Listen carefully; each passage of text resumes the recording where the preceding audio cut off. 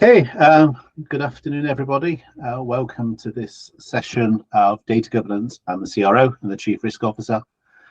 This is planned to be the first of the series of discussing how data professionals can interact with the C-suite. So we start with CRO, and then we think about sort of CIO, CFO, COO. We work our way around the business. So why this challenge? Why this question? For me, it is about the idea that data professionals sometimes get a bit siloed. They're not really front office, but then they're not really back office, and it might not be as clearly defined in the way that we look at, say, a finance team looking at financial assets of the business.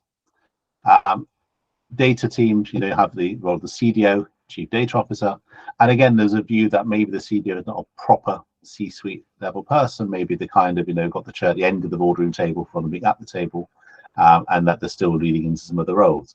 So what does that mean for data people, and how do they sort of play their part?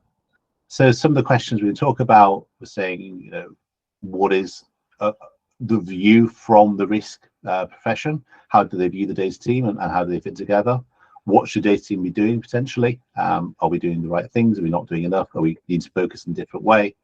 How do the teams interact? So how can data look at the risk of the business, and perhaps where the risks of the business are data related, we can link it. And ultimately, how do we work together to ensure that firms have better data, more trusted data, higher quality data that they can use for decisions? So to join me, to have Rob Anarfi and Ross McGee. Rob, Chief Risk Officer at Beazley, been Rob several years. I think a compliance background prior to that. Also does a lot of work with Beazley's diversity activity, and I think for the wider market as well. Is that right, Rob? That's fair. That's right. Yes. Yeah. And alongside Rob, we have Ross McGee, new role as Head of Enterprise Risk Management at Apollo Group, previously, and a senior risk role at Argo and other firms around the market. And I think risk comes from sort of a more sort of traditional risk management way of looking at it. So I think we've got a nice contrast of the different ways of looking both at risk and the data as well. So. Okay, let's just sort of, we'll start off. Simple question. What do you think about when it comes to data team? What should the data team be doing? Rob, do you want to kick us off? So, pardon me. I like your introduction, Charles, and thanks for the invitation to have a chat about this. I have a fundamental view of the data function as being both a first line, but also a partner to a risk function. So I think the traditional 3 lines of defense model has since been enhanced by a concept of a 1B, as I tend to refer to them. And then so there are these functions that, whilst they're first line in nature, also have a responsibility for developing frameworks and making sure that true first line risk takers are doing what they should be doing. And I very much see the data team as part of that. So in answer to your question, what should a data team be doing? For me, I think as a CRO, I lean on the CDO and a CDO's team to be the bastions of what good data frameworks look like, what good data quality looks like, to be the bastions of driving a good data culture through an organization. And so whilst the risk function may see that that's where the primary responsibility for that activity sits, actually the true first line owners for data are people that own the data, which often is not the data team or the CDO, but it's kind of relying on them to make sure that an organization has all the right frameworks, the right culture for good data risk mitigation. Okay, thanks. And Ross, you also see it as a line 1.5 or 1B? Yeah, I would agree with that. I think they're not there on the coal face using the data on a day-to-day basis. They're really there to help make sure that you have the structures in place to ensure that you've got that consistency and approach. The data team, when you ask the business what the data team do, they don't really understand. My view of what the data team actually does and data governance team does is it actually enables increased value of data. And the reason I say that is data is now, and we understand this definitely at Apollo because we rely on data so heavily, is that there's an increasing value in data every single day, and our inability to access that then inhibits our ability to grow as a business, not just in terms of the bottom line growth, but actually understanding what we are doing. You know, if we look at cyber insurance, you know, that's an area that is going to continually grow further and further, and we need to harness as much of the data that we have to understand that particular line of business. Now, where does data governance guys come in? They set the standards. They tell us what the fields mean. They define the structures in which we hold the data and how we are then able to access the data. So for me, you know, they really need to sort of realize that they're not there to inhibit, they're there to enable the business more than anything else.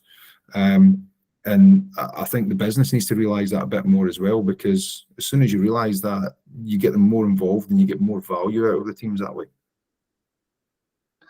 So I want to pick on that point about the inhibiting and opportunities, because and I put this into my weekly email that went out last night, which is the name data governance. So I've always thought it's a bit of a awkward name. It doesn't sound very attractive. It's about controls and a bit compliancy and not very user friendly.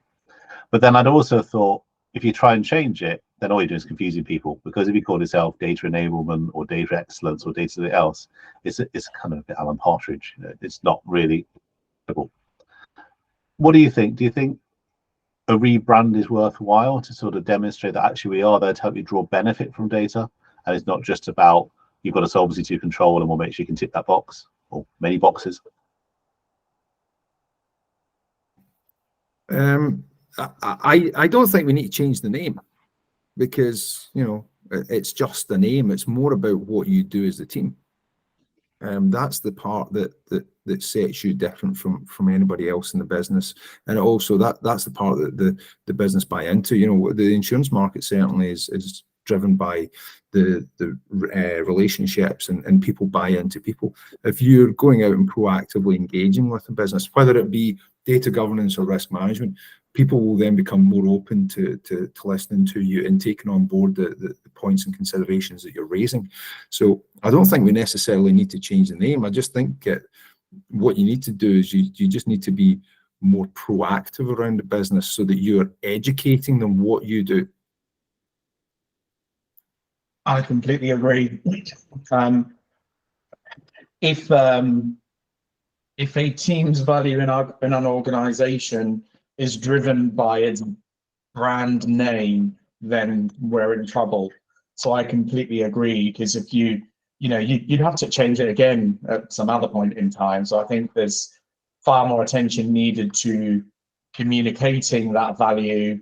I mean, it's the same with traditional assurance functions. They're still called risk management and internal audits, and etc. So over time, the value that those functions bring, the expectations of them change, and that's what's important to communicate, rather than worrying about what the team name is or the function name is. I think.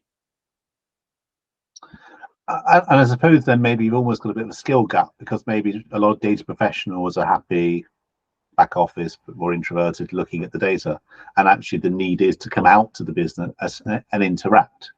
Certainly the sort of, from a consultancy hat on, is a lot of the talking skills which aren't necessarily natural in the team, to convince people like you that what we're doing is actually a good use of your time and resource. I think that's true of many functions.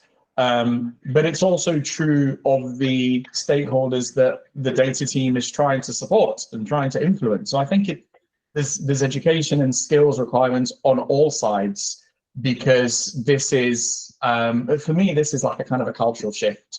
Ross said earlier how at Apollo, data is absolutely fundamental to what they're doing. I think most organizations are on that learning journey now. It's become a reality. The specialist market is often behind the company market in a lot of things, and this is definitely one of them, where the company market has had more accessible data, the data is more synonymous, and they're using it to drive a lot of their initiatives and their automation, etc. And we're just learning that now, in particular in the specialist side. But as people learn that and start to welcome the specialist to the table, then you're right, the specialist skill set needs to improve, but also there needs to be an enhancing in the understanding of different roles and responsibilities. I still feel as a market, we're still in that space of organization. I think Ross said most people, or was it you, Charles, said most people don't know what a data team does or a data governance team does. A lot of them will assume if there's a data issue that it's owned by the data team. And some data professionals are still, well, because of the history, owning some of what I think should be first line responsibility. So yes, there are kind of personal development and mindset and cultural shifts on all sides. Yeah, you know, Rob raises a lot of good points there. You know, I think from the data governance sort of data strategy, it's not necessarily been on the back foot, but it's always been somewhere that people have looked at as, oh, well, you set the tone and you know, you're in charge of all the data. I think what I would be looking to do if I was in a data team is I'd want to start getting on the front foot and being more proactive around the business, looking at what the business strategy is and how does data governance or the data strategy help get to those goals. Start to look at it as more of being able to demonstrate that added value. And that alone sort of changes the conversation. You know, if we go back 10, 15 years in risk management, you know, risk management is very much tick a box, get a return in, sort of go and talk about controls and then sort of go and do other stuff. And you weren't necessarily as involved in the business as we are these days. And I think that's where the data governance and data strategy teams need to start moving to, which is, you know, we mentioned rebrand. They don't need to change the name. They just need to change how they're perceived. And that can only be done through the actions that they have within the business. It's the same as risk. We went through that and people told us, you're not joining that meeting. But then eventually you said something and they went, oh, actually, you know what you're talking about. It's going through that sort of evolution of the role more than anything else. And it's what do the data professionals want their role to be? I think we should add to that though, because as we're speaking, I'm thinking about what we're saying, we're placing a lot of responsibility for this onto the data professionals. Actually, it's really important that the most senior people in organizations need to make data an important strategy enabler. So you don't really want data professionals having to go around the organization convincing people that it's important, because who wants to do that? You want to be in a position where the organization has understood it's an imperative and you're there supporting them and guiding them through it. So I think there's also it's also important for whoever's responsible for driving strategic thinking in organizations to articulate to the whole organization the importance of data and help articulate what the role of the data professionals and the data team or function is to the organization. So we think about some of the syndicates, thinking about Brit and the key, so the automated writing. So that's got data in big letters that shows really cool stuff, but it's moving away from the simple, you know, bread and butter of how do we know we got the right data coming in, complete, accurate, trustworthy. And maybe there's a bit of kind of being dazzled by the cool AI, ML, you know, now got GPT-4 coming out. So you might get CEOs like, we should do data because I've seen data science, data entry, all this good stuff. And actually it's saying, well, let's get the basics right first. Fundamentally, you know, we write risks, we pay claims, we reinsure some of it. But we can only do that properly if we actually know what we're writing, what our exposures are, what the claim's going to look like, what the reserving is. So it's almost coming back from, do we need the sexy stuff to sell, or, you know, is it a different argument to sort of get the fundamentals right?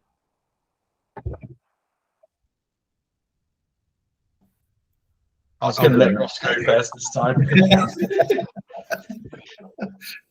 I think the fundamentals are already there. We've seen how much more attention is paid to the value of data.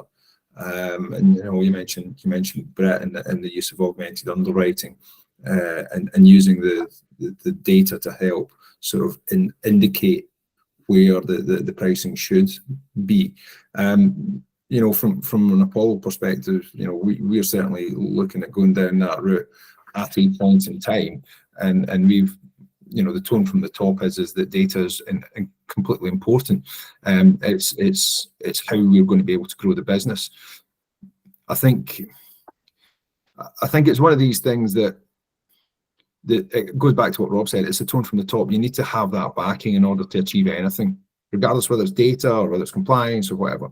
If you don't have that tone right at the top, you won't be able to push through.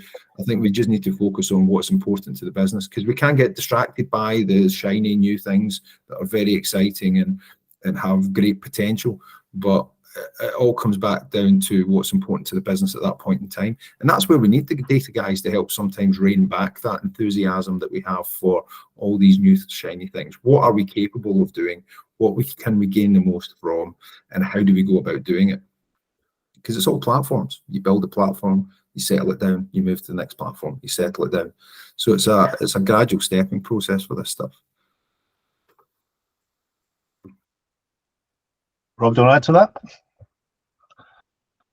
I agree. I agree with all of that, but I guess maybe one point to add is when you ask, do we need to get the fundamentals right?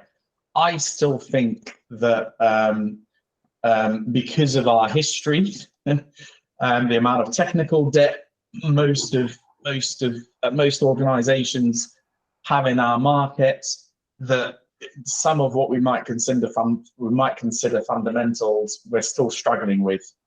So I think wanting to do the shiny stuff as you described it is gives motivation to wanting to have good quality data. But I think even if you put that to one side, we're still understanding that even if you weren't wanting to go down that route, you still need good quality data, as you say, just to manage your exposures, just to get your pricing right. All of those all need good data.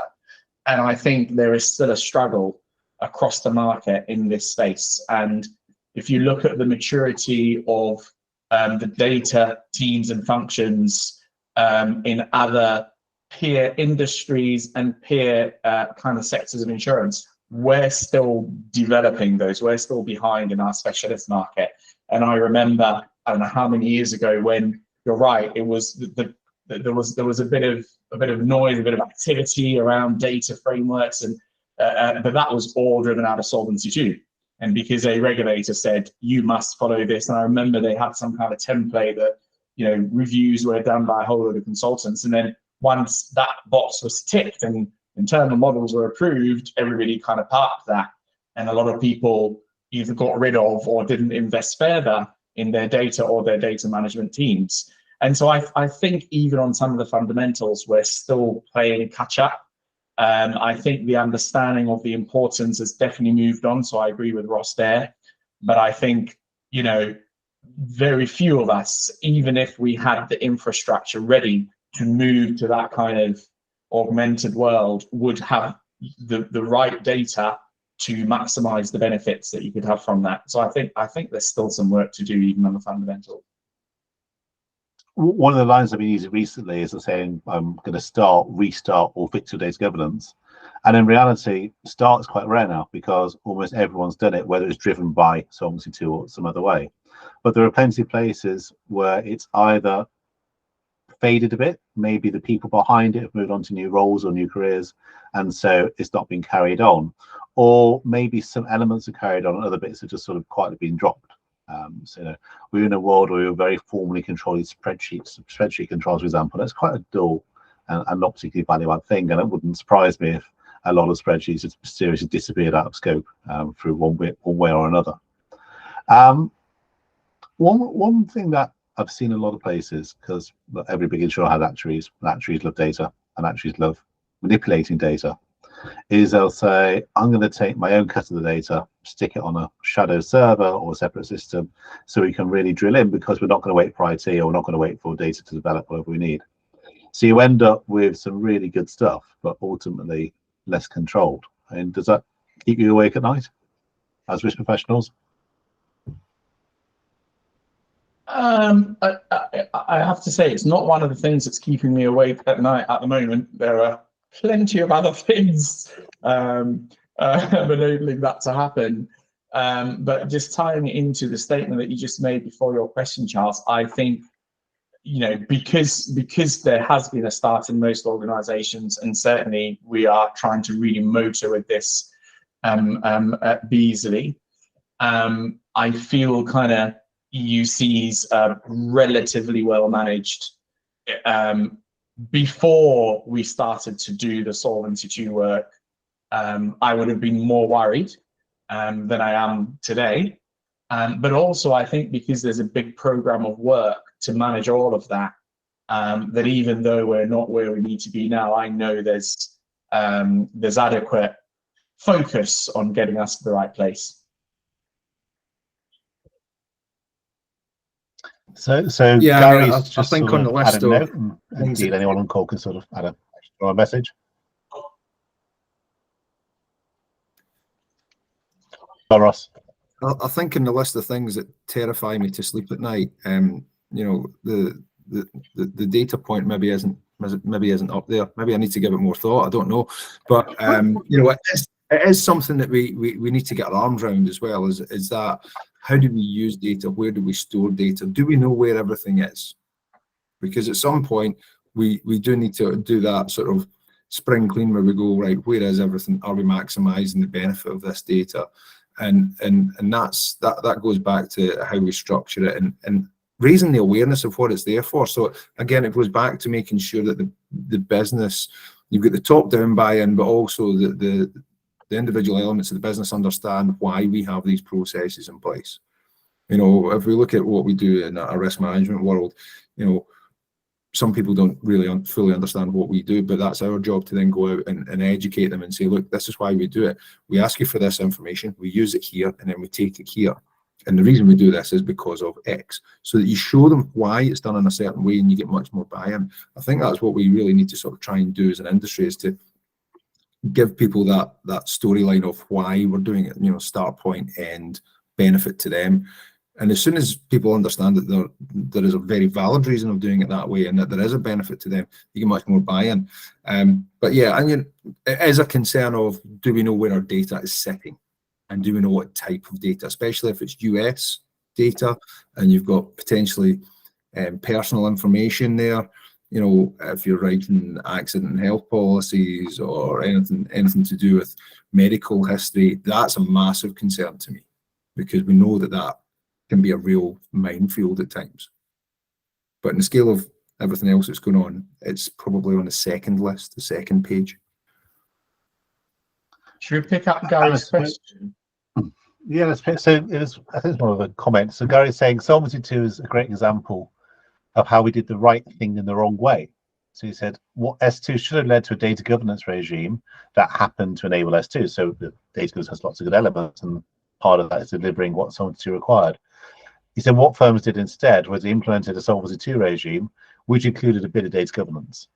Gary's point entirely, and I think tying it back to what we were saying earlier, that's the difference between doing something to tick a regulatory box and understanding the value of doing something, and therefore doing it regardless of whether it's a requirement of a regulation or not.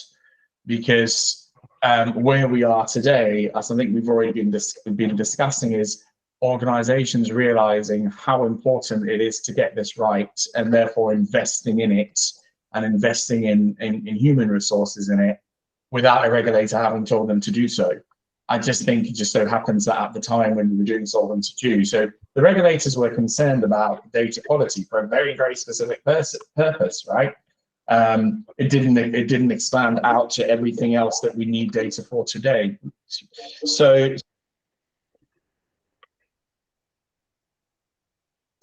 not quite sure how to stop it. There we go. Bear with me.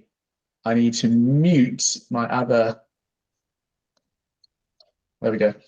Yeah, so I think in answer to Gary's question, I agree. I think the reason we didn't get there is because the industry wasn't then where it is today in the understanding of the value of that. And I'm not sure that I necessarily think that the regulators who were focusing on Solvency II at the time were going to add to their Solvency II remits. Let me explain to these people why data is really, really important to get us where we are today. I think that was for a very specific purpose, but it's still done some of the job, as we're saying, Charles. It's therefore nobody should be starting from scratch. You know, some of the work and realization have been done from Solvency II. It almost makes you think kind of example of, you know, you've got sort of a small child who wants to go across the road by themselves or the car, and at that age, is basically, you're not going to explain to them why that's dangerous and why cars hurt, but you just sort of grab hold of them and just drag them out the way. So that always felt like the Solvency II side is we're just going to make you do it because it's the right thing. As you grow up and mature, you're then going to understand about safety and looking at the cars coming and zebra crossings, and that will come in time. So it's just sort of that growth from the do it because I told you to you'll mature, you'll understand. I suppose the question is how far advanced we are. We've got a teenager yet as an industry. We're making our way there. We're growing up. We're growing up. Some are more grown than others, and some are grown, but don't still have the kind of the capability of behaving like a grown up. If only we could say which fans are which. Well, let's leave that bit for now, though. Let's sort of drop back a bit, because talking about sort of the role of the data team is saying about turn at the top is important. Certainly, if you put a data framework in place, you need your data leadership or someone to take on a leadership role that can cascade it down so they feel it's important. Some people will be lucky; they're in a firm where sponsorship is there, people get it, and so they can develop good things.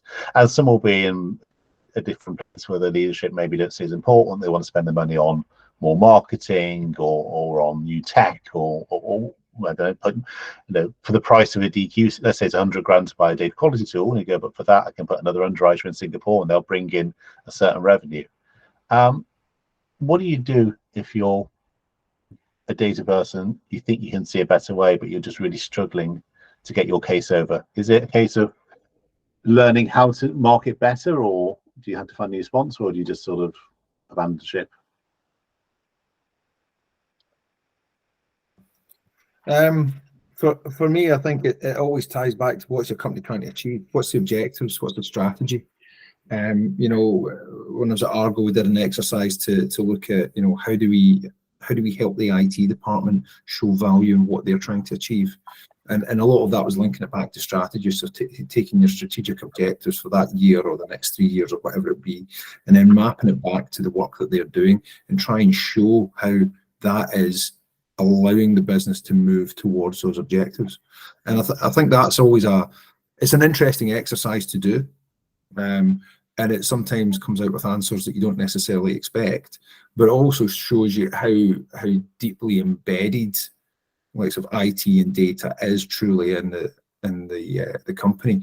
And I think it raises that point to a number of people who have maybe not even thought about it in depth. And that's certainly a good way of being able to get more buy-in and understanding on what you're trying to achieve by putting through some sort of change. So my advice would be is look at what the plan is for that company for that year, 18 months, whatever it be, and try and show how what you're trying to achieve is going to enable, assist, support, or reduce the risk associated with it. Because then it's really hard to turn around and say no, as long as you're not asking for crazy money to implement it. You know, if it's a reasonable cost but the benefits far outweigh it, you've got to be able to emphasize that point, and using the strategic objectives is a great way of doing it. I think, just to interject, if someone's sitting watching this as a data quality analyst or data governance manager, a bit more low down, and they might go, but I'm not an exec, I don't know what the firm wants to do. But every big company has got its annual report, where they're going to say clearly what they want to do. Intranet sites, there'll always be a bit on the internet that explains, you know, what our plans next 12 months. The CEO or the chief partner, or whatever, whoever runs the company, will be out there saying, no, these are objectives. So it might not be given on a plate to you, but actually anyone in the firm can find out with a little bit of legwork what the overall objectives are, and as you said, Ross, they can then link what they want to achieve and what they can achieve into those overall goals. Yeah, and look, your position doesn't determine whether you're right or wrong. A chief executive doesn't actually know every single element of what is happening in that business every point of the day. They have an understanding. So, even if you're a data analyst, you're doing something very different from what the exec are probably focused on. But if you see something that's of value, that doesn't mean that it's of any less value to them than it is to you. Your position doesn't determine the outcome of what you're raising. It's how you go about it, and it's thinking about methodically. Think about what an exec wants to see. What's the impact to the business? What's the cost to the business? How does it benefit the business? And then how would we actually roll it out and implement it? These are all the things that you need to consider. Your title doesn't determine anything. That's just a placeholder for an HR diagram so that we know where we fit in the team, but it doesn't say that your idea is bad or incorrect or any less valuable than anybody else's. Although I guess it could depend on some of the older, more established hierarchic companies against the newer, flatter structures. Yeah, I think this question is almost kind of summarizing all the points we've discussed up until this point, right? Because for this to work, to have don't know how to describe it, a kind of a best-in-class approach to data risk management in an organization, we have to be careful not to pin it all on one person or two people. A number of things have to come together. So we've talked about tone at the top culturally. We've talked about clarity of it being an objective impairment or something that's needed to achieve organizational objectives. We've talked about that then coming down to kind of the central bastions of then bringing that to life, making it happen, guiding the organization about how to go. And that will have a leader, right? And that will be the CDO more often than not. And so there are things they need to do. They need to have, as we said, different skills to maybe what a CDO would have needed X years ago. They need to have really good influencing skills, because even if those prior things that we've said work, they're still going to need to bring people on a journey. They're still going to need to be able to do a CV and convince how a particular investment is going to have the benefit that the organization is looking for. And then what you've been asking most recently is about people less senior than a CDO within a CDO's world. And we've talked about how they can get in the right organizational culture, they should still be able to work out and understand what the organization is doing. And even if they can't, they should have a good CDO leader who's making sure that's happening for their whole team. But you also need a good organizational culture that welcomes innovative thinking and is open to new ideas. And maybe that's where you say old hierarchical or flat. I prefer to really talk about openness and transparency and welcoming of new ideas. But all of those things have to come together for this to work. And I think although many, especially the Lloyd's market, insurers might look similar, it's going to be behind the closed doors, isn't it, where we really see a difference in who will let these ideas come to the fore and will build on them, and who is kind of just still stumbling on the way they've been working for a long time. Yeah. And Gary's find the executive who will be sacked, shot. I don't know which organizations do that these days, but or lose their regulatory approval if the firm has a major data glitch. They can quickly become your board level advocate. I agree. You have to look in the banking world and see what happens with fines when there are data issues. But you kind of hope that even if it's an individual who's got personal accountability for this, that people around the executive and board table are all also aligned. It's like lots of other things that we try and change, cultural change that we try to introduce. There might be somebody who's primarily responsible, but you really want everybody bought in, don't you? You're right. I think it's this idea of finding the person who has a personal skin in the game. So what I'll do if I'm working in a new organization is do a lot of stakeholder interviews. And if you ask the blank question, how can we make data better or work better, you might get an answer. You might just get stuff happens or just a rant. And you really need to drill down into what they do and how they do it.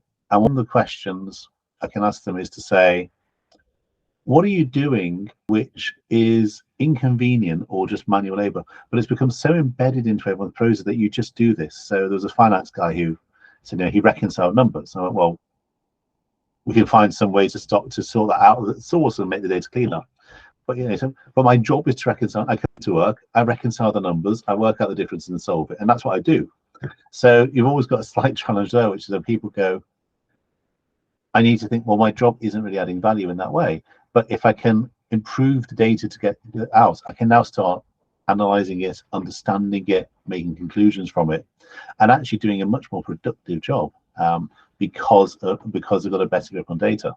The other question I asked them, which I like to maybe I'll ask you guys, same one, is I say if I come in with my data, I've got my data genie in the lamp, and you're allowed your wishes, 3 wishes. Then what would it be? So this is, don't worry about budget, don't worry about your place in the hierarchy, don't worry about anything like that. Just what would be that thing that you want to solve, that you just say the genie, do it, make it happen for me. You ever thought that way?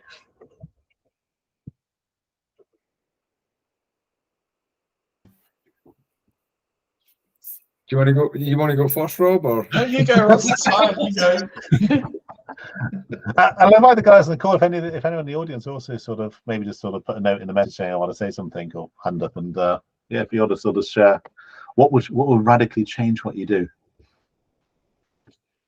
I think it would be the speed at which we can access the data. So if we look at from a Lloyd's environment, we've got lots of quarterly reporting, and we've got monthly information coming through. Getting something that is much similar to what they have in banking, because banking is much closer to real time than we currently are as a market. I think that gives us a much greater ability to be more active in our management of our decisions, because we've got we're not having a board a month after it's happened or a quarter after it's happened. We're actually having a look at the data, an analysis of the data in the here and now, and then making decisions off the back of it, rather than having some sort of loss and then going, oh, well, I think we're going to have to adjust the pricing now, but that happened last quarter. So you've missed opportunity. You've also, for me, it's the speed of data. It's how quickly we can access it. I did meet one underwriter who said what they wanted was whenever they wrote a risk, that would feed back into the pricing model, because now they've got a slightly different level of exposure. And the next time they run a risk, would actually price it on that basis, so it'll be continually refining itself. You're then getting down the rabbit hole of pricing and pricing assumptions, because you're assuming that it's a homogeneous risk. And in Lloyd's, we don't tend to have a great deal. But at least, I mean, you're right, would get into the technicalities of how a model would work, but at least you'd have the data, right? If we assume that the model is calibrated and parameterized in a way that takes all of that into account, whereas at the moment we're not even making use of that data, I guess. And I guess agree until a month or a quarter later, yeah, exactly.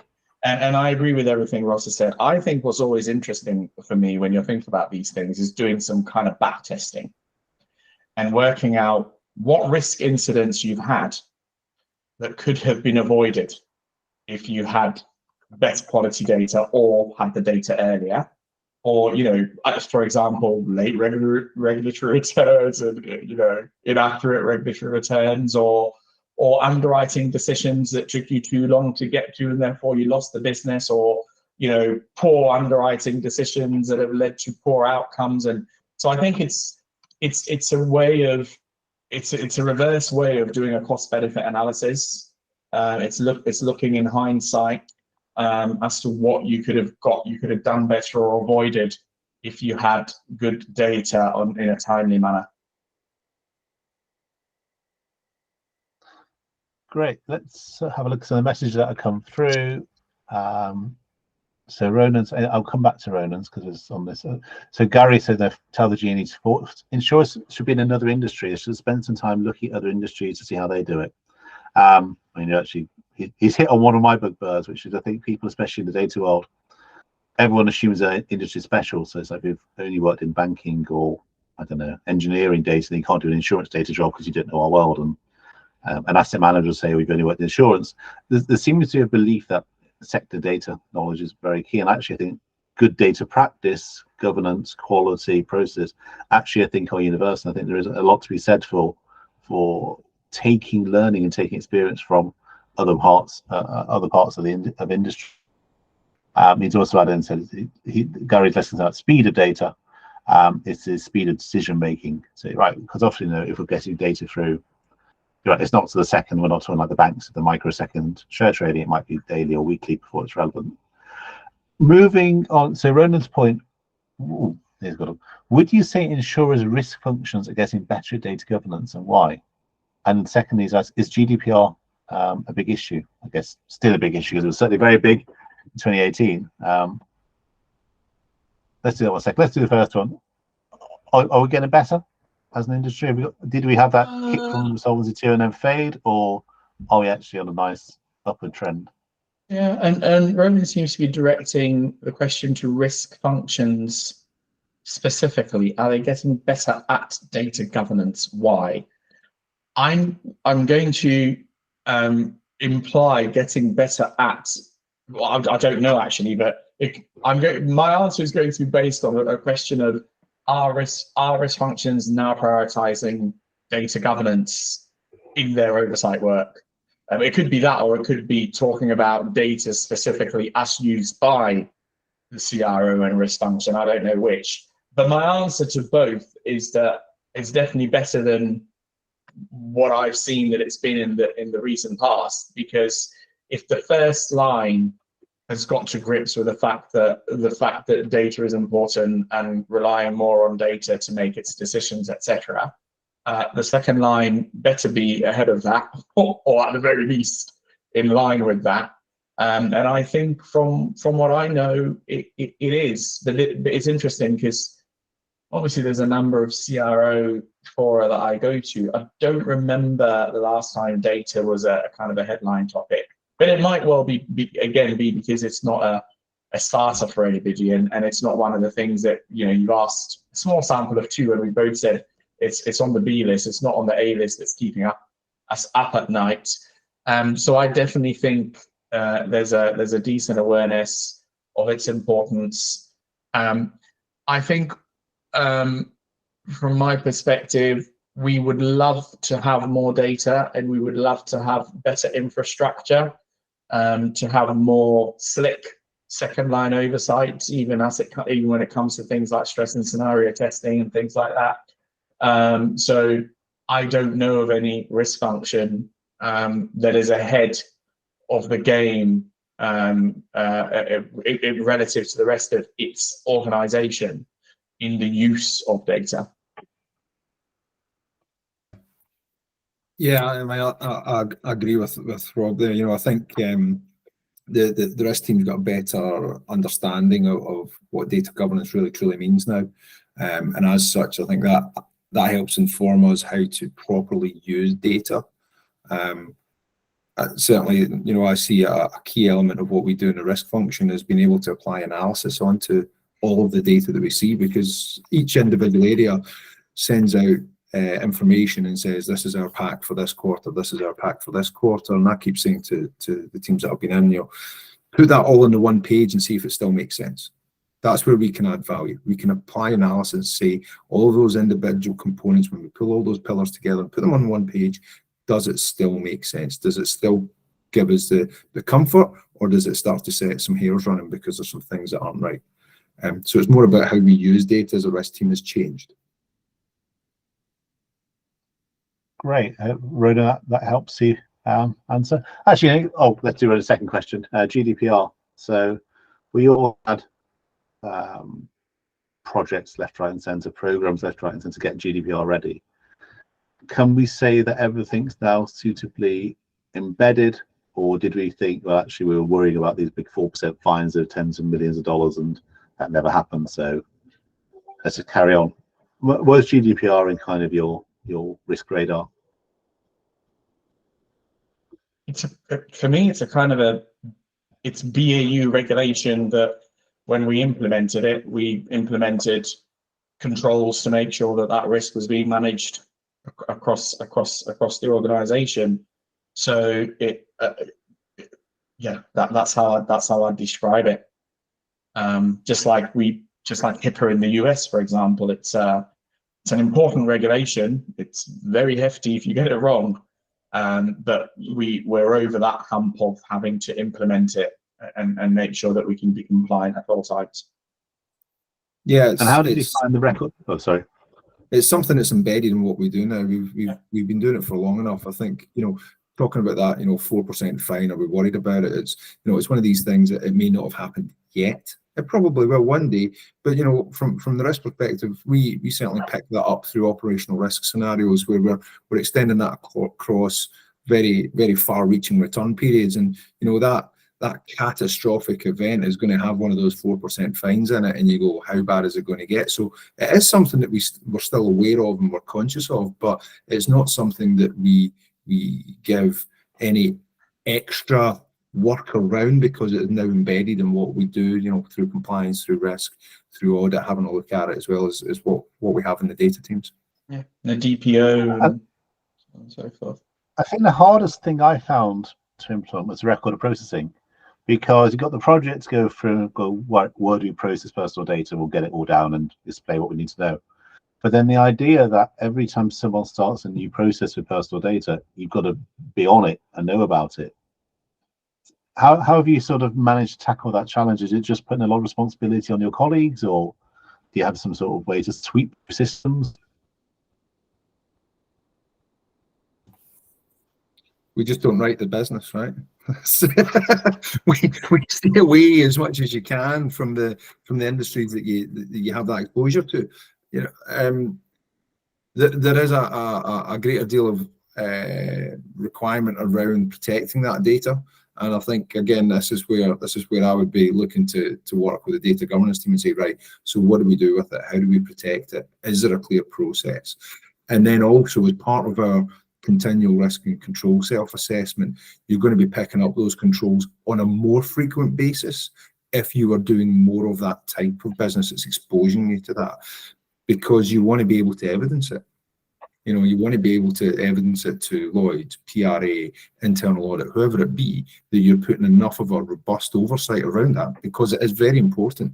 It's not just from the fine perspective, but there's a client element to it as well. You want to be making sure you're doing the right thing for the client, because if you don't, social media is a terrible place sometimes, and you're not only trying to protect the client, you're trying to protect the reputation, you're trying to protect other stakeholders. So there's a lot of work that needs to go around it, but that's about making sure that it's a proportional approach, but working together with data governance team, the data protection officer, the information security guys, so that you've got all the avenues covered on it. I guess what's a shame is you won't win any awards or advertising for protecting people's data really well, but you will get absolutely killed if you don't look after it properly. So you can only lose. But that's the same for all elements of risk management. Which organization ever appeared on the front line of any newspaper because all their risks have been managed really well for the last decades before they had one thing that went wrong that got them into the front of the paper? That's just it's the way of the world. What is it they say? Man's good deeds are written on water and their bad deeds are written on stone. So that's just what it is. I like that saying. The regulators, when they're handing out fines, they don't limit them by the number of years that you have no fines. Just that'd be nice, wouldn't it? Build up some credit every year, you don't have a problem. I had two questions I was thinking of, and I've only got a few minutes left. Okay, I guess I can only ask one of them. You can decide which one you want to take. One of them I was going to ask about operating models for data governance, whether you have a centralized, they do everything and there's lots of data monkeys that clean data, or whether you go for a center of excellence model, or whether you go for a federated where different teams handle it themselves. So that's one. Or the other one I was going to talk about was return on investment. This idea that, if I'm trying to say I want to buy my new data governance tool, it's going to cost 200 grand a year, and the doing an ROI on that's really hard, because it's like you guys, it's risk prevention, it's quality, it's underlying supporting activities. So do you want to take the org model question, or do you want to take the ROI question? What do you reckon, Ross? Or maybe, or you can even take one each. I'm 3 weeks in, so I can't answer the first one. I haven't got enough information. I can take the second one. Okay. Why don't you take the second one and I'll take the first one? All right, done. When you're looking at return on investment, you've got to look beyond that sort of 12-18 month payback period. The data governance and putting in the right structures and enhancing data is a long-term play. And there's multiple aspects to it. We just spoke about reputation. If you've got the right approach to how you monitor, manage, and utilize your data, that's going to pay you back tenfold on a reputational basis, because people are going to be able to turn around and say, these guys understand what they're doing, they understand the data they've had, and they can make timely decisions, which is ultimately what your clients are basing your performance off of, and whether they want to do business with you. There's the other part, which is, do you then turn around and try and say, well, if we stay on the same track, what are we missing out on? What's the opportunity loss rather than the opportunity gain? It's a little bit harder to figure out, but you have to look at what your peers are doing in the market. Not saying our peers are always right, and they have different reasons for doing different things. But if everybody's saying and pointing to a bear and saying it's a cow, and everybody's saying that it's a cow, at some point you might want to think it might be a cow. There's a reason behind it.